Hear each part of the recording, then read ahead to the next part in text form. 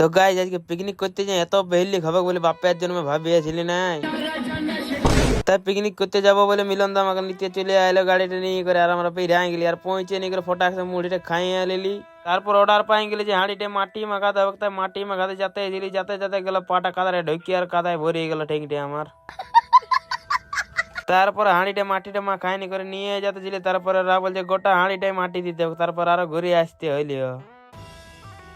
তারপর আরো একটা নতুন অর্ডার পাই গেলি যে আগুন জ্বালাবার জন্য পাতা লাগবে, তাই পাতা কুটিয়াতে চলে আলি আমরা। कौन है ये लोग? कहां से आते हैं? তারপরে ফাইনালি আমাদের ফ্রাইড রাইসটা বনে করে তৈরি হয়ে গেল। আগের থেকে মাংস রাখা ছিল, তাই এখন বসে করে সবাই খাতে লাগিয়ে গেলি। পিকনিক যায় যদি ডান্সই করি না তাহলে কি মজা আসে কি, তাই হালকা ফুলকা করে সবাই ডান্স করলি খাওয়ার পরে।